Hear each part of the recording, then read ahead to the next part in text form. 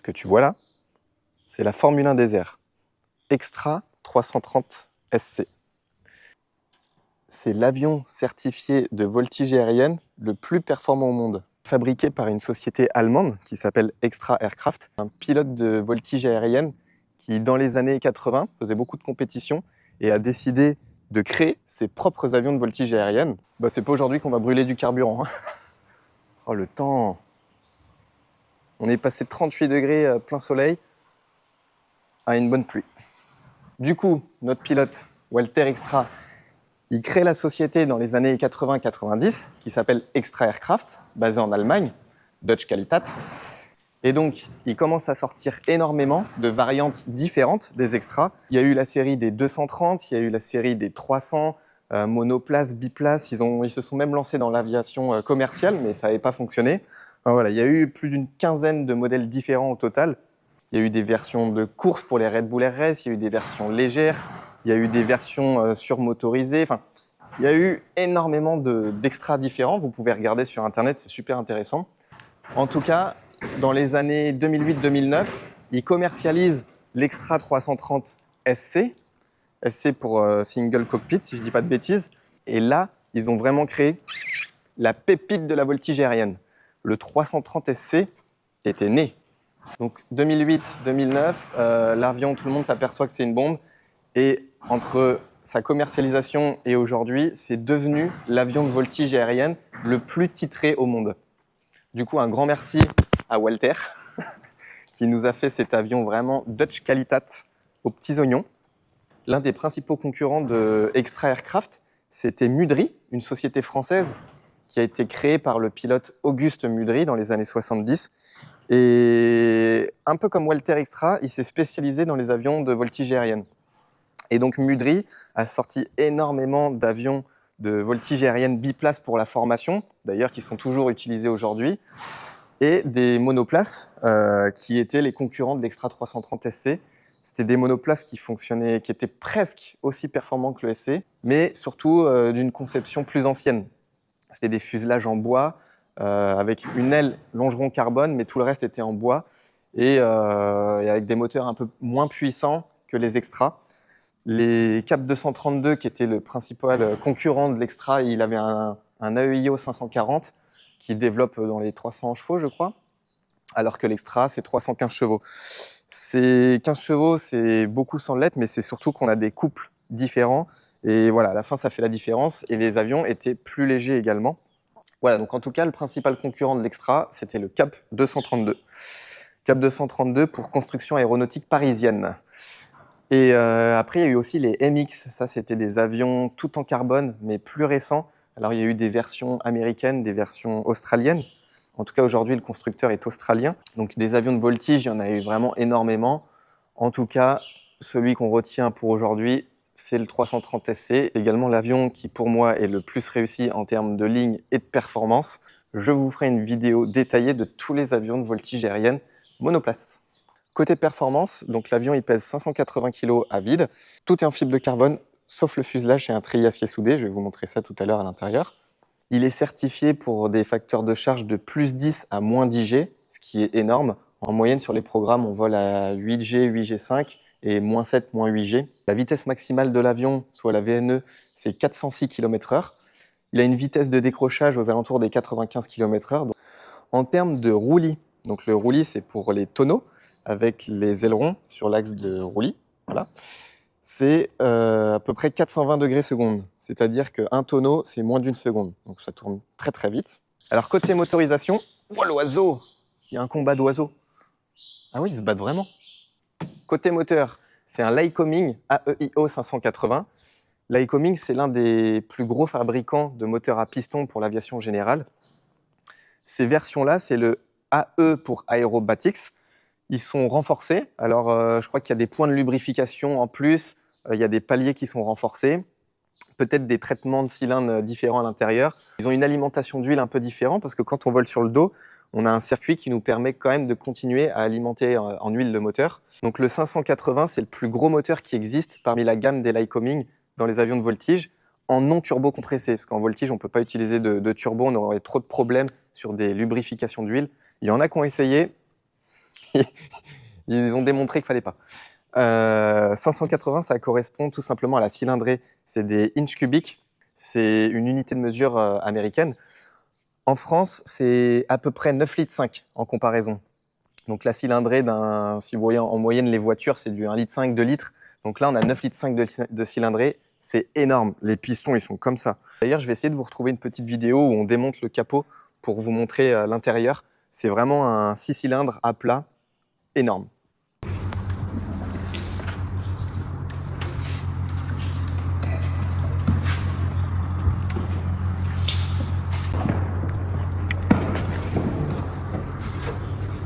Donc ça fait 9,5 litres de cylindrée et ça développe 315 chevaux à 2700 tours minute. Alors en termes de consommation, il a de l'appétit l'oiseau, hein. Oui, il mange bien la cantine. On est à peu près dans les 100 à 120 litres à l'heure. Pleine puissance, 2700 tours minute, mais on vole peut-être 90% de l'année, on vole pas pleine puissance. Niveau entretien, il demande quand même pas mal d'attention, le bestiau. Toutes les 25 heures, il faut faire la vidange d'huile, plus 2-3 petites choses à côté. On a également un filtre à carburant, un filtre d'huile avec une crépine pour voir s'il n'y a pas de limaille. On a des points de graissage. C'est des avions qui subissent énormément de contraintes en vol. Vous allez voir ça dans la vidéo tout à l'heure. Donc forcément, niveau des hélices, il y a aussi des butées calendaires ou des potentiels en heures. Donc ça part en révision. Le moteur, c'est 1400 heures. Après, c'est poubelle. Un moteur aujourd'hui, c'est plus de 150 000 $. Donc voilà. Globalement, c'est des avions qui nécessitent quand même beaucoup d'entretien parce qu'ils subissent énormément de contraintes en vol. C'est comme ça. Après, c'est l'avion le plus performant au monde, c'est la Formule 1 des airs. Donc souvent, quand c'est très performant, ça nécessite beaucoup d'entretien, quoi. Alors ça, c'est une particularité des avions de voltige. Ça s'appelle les triangles. Il y en a un en chaque bout d'aile. En fait, ça nous permet de nous repérer dans l'espace. C'est-à-dire qu'en vol, quand on veut faire, si on veut se mettre par exemple à 90 degrés ou 45 degrés, que ce soit sur le ventre ou sur le dos ou au descendant, en fait, on vient aligner ces barres-là sur l'horizon. Par exemple, celle-ci, si on l'aligne sur l'horizon, on vient faire monter l'avion à 90, on vient aligner cette barre-là sur l'horizon et on sait qu'on est pile à 90 degrés. Celle-là, ça va nous permettre d'afficher le 45 degrés montant. Et puis celle-là, ça va être sur le dos, par exemple. Donc sans ça, on ne peut pas voler, on serait complètement perdu. Alors sur les extras, quand tu l'achètes, tu as plusieurs petites options possibles. Déjà, tu as les freins. Tu vois, celui-là, par exemple, il est monté en Béringer.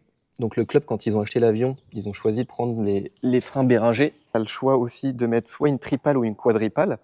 C'est un petit peu différent. La quadripale, sur le papier, elle est un peu moins performante, mais elle fait beaucoup moins de bruit. La tripale, tu as beaucoup plus d'effets, tu ressens beaucoup plus les effets moteurs, notamment au niveau du couple gyroscopique. Voilà, c'est une option. Tu as également le pot d'échappement. Tu vois, ça c'est un pot, alors on ne voit pas parce qu'il est à l'intérieur. Donc là, c'est un échappement avec un silencieux, mais tu as le choix d'avoir des échappements plus performants qui accordent, si tu veux, les sorties d'échappement et tu as un gain de puissance. Bon, nous, on ne l'a pas. Alors l'intérieur, ça peut paraître spartiate, mais la particularité d'un avion de voltige, ce qu'on veut, c'est qu'il soit le plus léger possible. Et donc, il y a le strict minimum pour voler et pour que l'avion soit léger. Donc là, on voit bien toute la structure qui est un châssis acier soudé. Donc toute la structure, tout le fuselage, c'est du tube acier soudé. Voilà. Tout le reste, c'est une peau en carbone. C'est vraiment c'est une coque, c'est de la carrosserie, hein.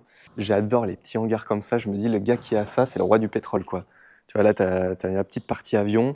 Après, tu as une voiture là-bas. Là, tu as un tracteur. Là, tu sais pas pourquoi, tu as une bombe. Tracteur, groupe électrogène, tu as plein de fouilles là-bas. Là, tu as des ailes, des parties d'avion. Des fois, tu as des vieilles motos, des quads. Je suis fan des endroits comme ça. D'ailleurs, c'est mon rêve. Je me dis qu'un jour, un hangar comme ça, avec un peu de bordel et ton avion, c'est vraiment le top du top, quoi.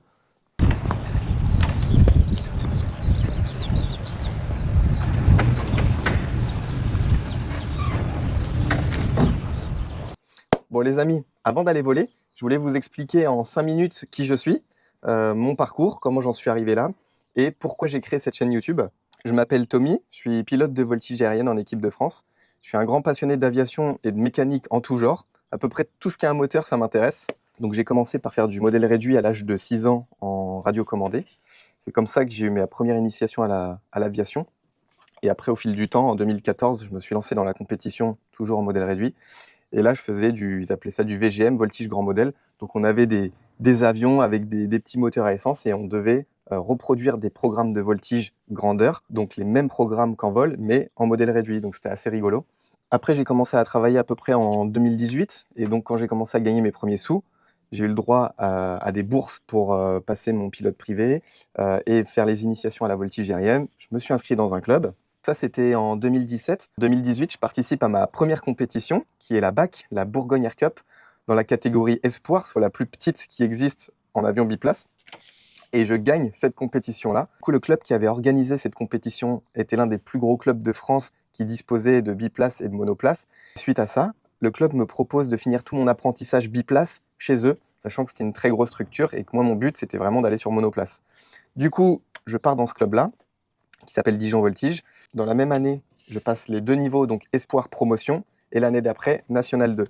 Pour pouvoir passer à un niveau supérieur, il faut avoir 75% de résultats à chaque compétition. Donc, au fil du temps, j'ai les 75%. Je finis rapidement mes 3 niveaux en 1 an et demi, 2 ans. Et là, enfin, le Graal, j'arrive sur le monoplace. Donc, vraiment très, très motivé la première année d'avoir la chance déjà de voler dans un avion de voltige comme ça. Par contre, étant donné que c'est ultra coûteux, je vole très, très peu parce que j'avais 0 sponsor à l'époque. Donc, c'est là où j'ai commencé aussi à me dire, bon, il va falloir que je trouve des solutions pour voler parce que c'est pas possible. Et donc en parallèle, je monte une petite association, j'essaye de trouver des sponsors et je trouve mes premiers sponsors, quelques centaines d'euros à droite à gauche, et ça me permet de faire une année découverte sur la machine. 2021, j'étais pris en Groupe France, qui est une présélection équipe de France. De 2021 à 2023, j'ai eu la chance de remporter quelques compétitions. J'ai fait 2 fois vice-champion de France, j'ai remporté 3 fois l'Open de France dans des catégories différentes. Et là, 2023, c'était l'année des championnats du monde Advanced. Comme je disais, il y a 3 catégories en biplace, Espoir, Promotion Nationale 2. Et en catégorie monoplace, il y a également 3 niveaux, donc Advanced, Excellence, Unlimited.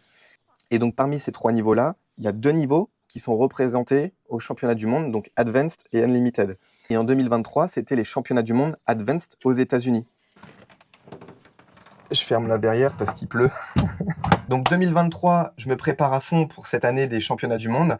Je fais vice-champion de France, je remporte l'Open de France. Septembre-octobre, direction les États-Unis, Las Vegas. Donc moi, je suis vraiment comme un fou. J'ai jamais fait de championnat du monde. On part aux États-Unis, on arrive à Las Vegas. Déjà, j'ai jamais été aux États-Unis. Je trouve ça dingue là-bas, la culture, tout est démesuré complet, c'est génial. Donc de mémoire, on était à peu près 58 pilotes. Et vraiment, c'était hallucinant parce qu'on volait en plein désert, dans les montagnes, à Las Vegas. C'était juste complètement dingue. Moi, j'étais comme un fou, quoi. Faut savoir qu'en compétition, je ne regarde jamais les résultats. Ça fait partie de ma prépa mentale. Donc les vols se passent plus ou moins bien en fonction des programmes. On a à peu près 4 programmes différents. Le 3 novembre, les résultats tombent. Alors, je n'avais aucune idée si j'étais deuxième, troisième, cinquième. Bref, les résultats tombent. Tommy, premier. Oh. Alors là, je m'y attendais pas, très honnêtement. C'est bon, ça pleut plus. Donc, je remporte le championnat du monde. En plus, à Las Vegas, le rêve ultime. Mon premier championnat du monde, j'y croyais absolument pas. Je suis tout content, tout heureux. Après, je pourrais vous faire une vidéo dédiée à ce championnat du monde-là, parce qu'en fait, il s'est passé plein de choses. On a eu une panne avion. En fait, on a eu la chance de voler sur un avion sur lequel j'avais déjà volé 2 ans plus tôt. Enfin, il y a vraiment plein d'histoires. Si jamais vous êtes intéressé, je pourrais vous faire une vidéo plus en détail. En tout cas, 3 novembre, j'apprends que je suis champion du monde Advanced. Heureux comme un pape. J'y croyais absolument pas. Et c'est là où j'ai vraiment commencé à me professionnaliser en ouvrant ma société pour aller chercher des sponsors un peu plus gros, quoi. Et donc, je faisais pas mal de petites vidéos explicatives sur les réseaux sociaux. Et j'ai reçu des messages en me disant: «Ah, Tommy, ça serait bien que tu fasses des vlogs et des formats plus longs sur YouTube en expliquant la voltige, en expliquant sur quel type de machine on vole, la maintenance de l'avion, comment ça se passe, la préparation des pilotes pour un sport comme ça, le coût, comment on arrive à financer une saison», sachant que j'ai quasiment toujours eu 2 jobs. Donc ça a été très compliqué au début, mais c'est faisable. Et voilà, donc j'ai reçu beaucoup de messages et j'ai mis du temps à vouloir me lancer sur YouTube, mais aujourd'hui c'est fait. Et c'est pour ça que d'ailleurs, je vous invite dans les commentaires à me dire qu'est-ce qui vous intéresse sur la partie avion. Beaucoup de personnes étaient intéressées sur la machine, une présentation complète de l'avion, combien de chevaux ça fait, combien ça pèse, combien ça peut encaisser de facteurs de charge, la mécanique, la maintenance, comment ça fonctionne la voltige, quel type de programme on a, les figures, comment on est jugé, est-ce qu'on vole dans un box, comment le box est matérialisé au sol, comment on arrive à passer de pilote privé à pilote de voltige aérienne, donc on se spécialise, comment on se forme, enfin voilà, j'avais vraiment plein de questions. Donc n'hésitez pas à me dire dans les commentaires ce qui vous intéresse et je choisirai des thématiques et je ferai des vidéos vraiment par sujet pour vous expliquer tout ça. En tout cas, le but de cette chaîne, c'est vraiment de vous montrer mon quotidien de passionné de mécanique. Donc ça sera un coup avion, un coup restauration moto, un coup ça peut être du bricolage. Voilà, c'est vraiment une petite chaîne pour s'amuser. Popcorn pépouze dans le canapé. Pour le lancement de la chaîne YouTube, je fais gagner 3 maquettes. C'est des maquettes que j'avais fait faire quand j'avais remporté les championnats du monde à Las Vegas. J'avais pris l'avion, la décoration de l'avion, et j'avais fait reproduire ça avec des petites maquettes. J'en fais gagner 3 parce que ça me fait très plaisir pour le lancement de ma chaîne YouTube. Donc il y aura 3 gagnants. Pour gagner, c'est très simple. Il suffit de commenter n'importe quelle vidéo et de s'abonner. Et tant qu'à faire, dans les commentaires, dites-moi des choses que vous aimeriez voir. Comme ça sera intéressant. Et je ferai un tirage au sort en octobre. Je ferai une vidéo dédiée pour les vainqueurs des petites maquettes. Bon, j'arrête de parler. Je prépare l'avion et on part en vol, sachant que je vous ai mis des GoPro de partout. J'en ai mis sur l'aile, dans le cockpit, derrière, pour vous faire le plus d'images possible. Et comme ça, vous allez avoir les plus belles images d'un entraînement. Je vous laisse voir ça tout de suite en vidéo.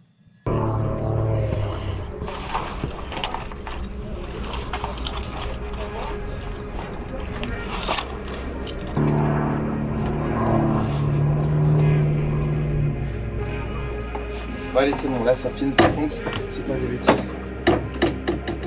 Mais tu peux prendre ton temps pour la finir, mais...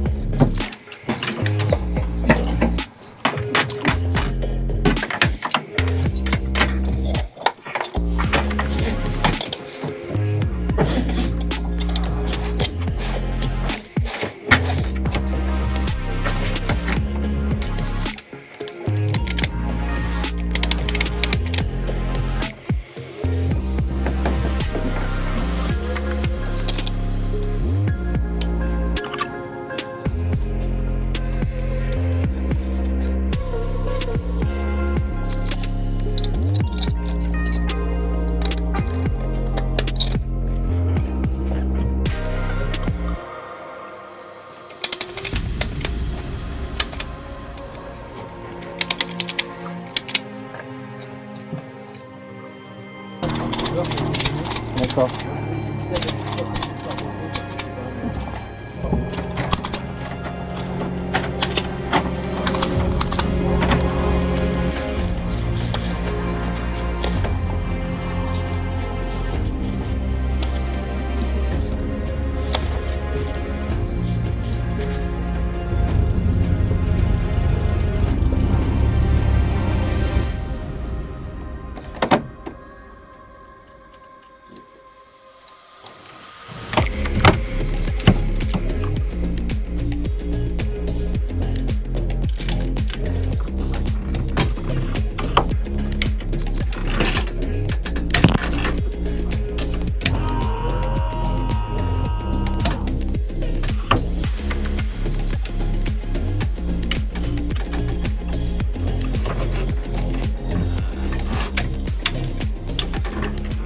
Personne devant.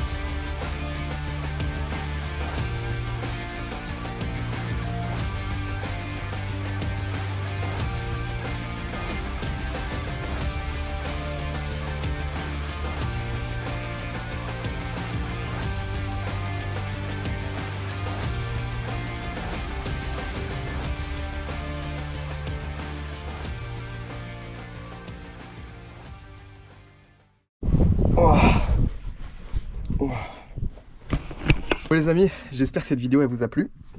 C'était un vol bien physique. Et puis on se retrouve à bientôt sur la chaîne pour plein de nouvelles vidéos.